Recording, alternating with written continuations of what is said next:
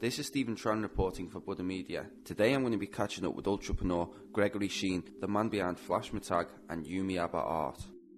So, tell me a bit about yourself. My name is Greg Sheen, born in London, spent most of my time in Liverpool. Recently I spent 2.5 years working in London, hence the accent might be a bit displaced. But before that I spent some time in Ghana, in West Africa. Well, I'd like to describe myself as an academic businessman. And the reason I say that is because I'm still in university or still studying. I've been studying since 2004 and I'm now doing my PhD, looking into psychological health and how that interrelates with personal finance. So basically looking at, how you manage your own money and to what extent that impacts on your health, your stress levels, your levels of happiness, or your levels of depression, for instance. And from the business side of things, I've run 2 small businesses, one being a fashion accessory business. It's designer accessory called Flash Matag. It's a branded label, and that launches officially this year. And the second being an African arts online venture where we sell original and reprints of African art. Tell me a bit about how you got into business. I don't know whether I consciously decided to take that path or not, but I started the path, I started the journey, and it started the journey when I was probably about 10, if not younger. And it started from little ventures like having a small lawn mowing venture where I would design some flyers and I'd distribute them to the local houses in the area, and I'd charge about a tenner to do a front garden and 20 to do the back too. At such a point I had some friends working for me. Yeah, that was probably my first official venture, and that leads me to now business wise. I've been involved in business more officially, more professionally since I was 18. That's when I registered my first business, which was a keyring business. You know, when you sometimes go to nightclubs and you somebody will come up to you and say, "Oh, do you want a photo keyring?" Well, that's exactly what we were doing. We were working with the Marriott hotel chain in the northwest. It started with the one in Liverpool, and then we extended, and then we were selling photo keyrings. We had a few people working for us and it was very successful at the time.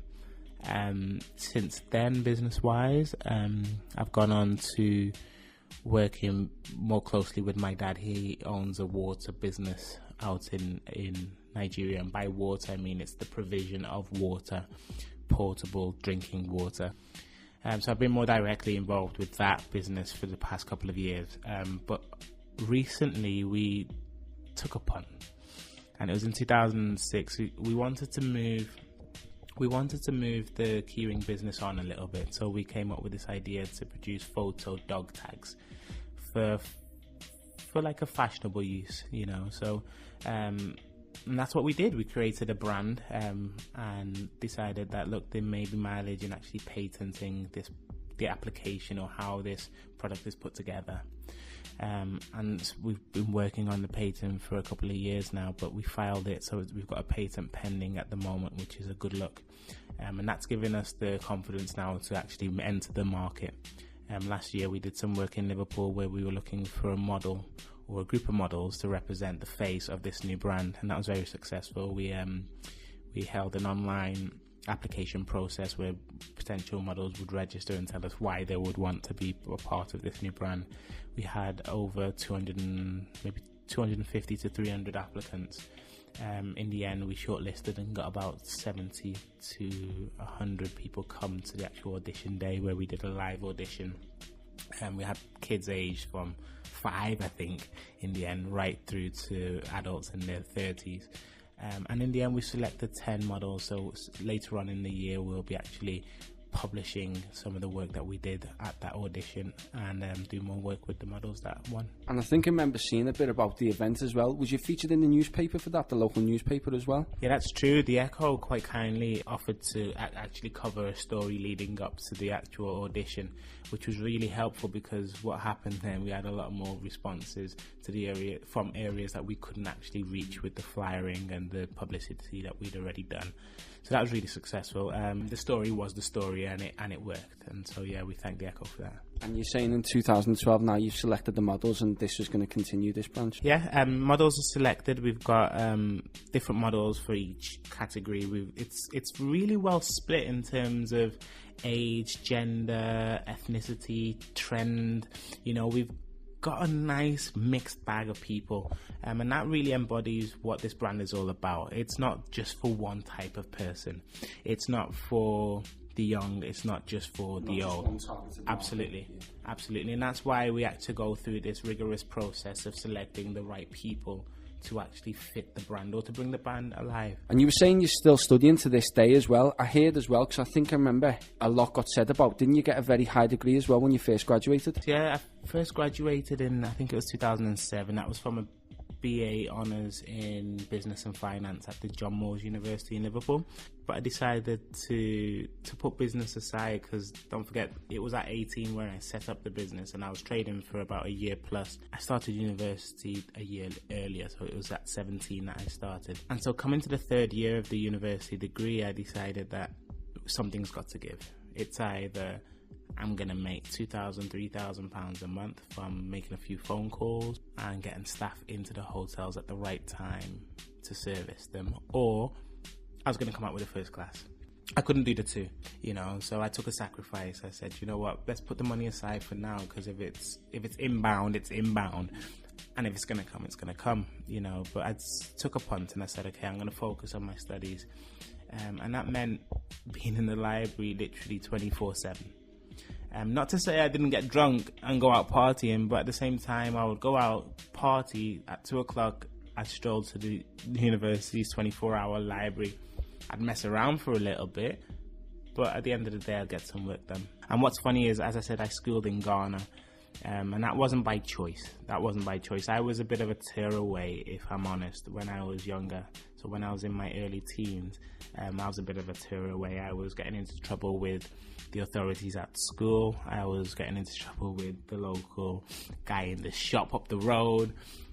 People liked me, but they hated me. They liked me, but they hated me, type of thing, you know. So it was, the environment wasn't conducive for me to succeed positively. Schooled in Ghana, did about 4.5 to 5 years in Ghana. And so that brought me to university here. The degree that I got was by virtue of hard work. It wasn't, I conditioned my mind from the start that I was there to study, and I was there to study to get the best. So if there's any young people listening there now where they think that they've got the business mind and they're thinking about going to university and that now, what kind of advice would you give to like young people now of like what you've experienced so far? I think for me, it's about understanding your inner being, understanding your worth and appreciating your worth. You know, I think first and foremost, before you decide that you want to do this or you want to do that, whether you want to go into business or you want to follow the academic route, I think you first need to just have a little stop check, you know, and be true to yourself. Big yourself up in the areas that you need to big yourself up in, and forget about the other things, you know, but look at yourself critically and say, I am good at X, Y, or Z, and always seek feedback from people, even your peers, and work on what is good.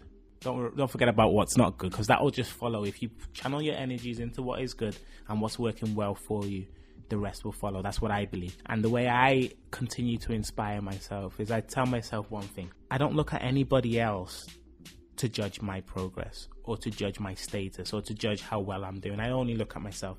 So year on year, I look at myself now and I think, okay, a few things could happen or could have happened over that year. I could have either stayed in train, i.e. whatever was destined to be by virtue of the default setting. Whatever was going to happen anyway, that could have happened.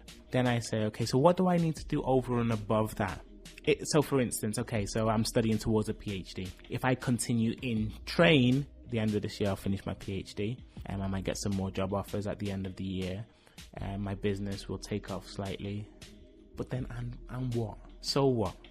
So I always like to say, okay, so in addition to that, I'll either put more energy into my PhD or I'll put more energy into my business, and I'll say, okay, instead of it hitting, let's say £50,000, whatever, by such a time, let it hit 500,000 or let it hit 100,000, let it hit something more realistic. But I always try and inspire myself and push myself and challenge myself, because nobody can challenge you more than you can challenge yourself. And finally as well, is there any, if there's people that are listening now and they would like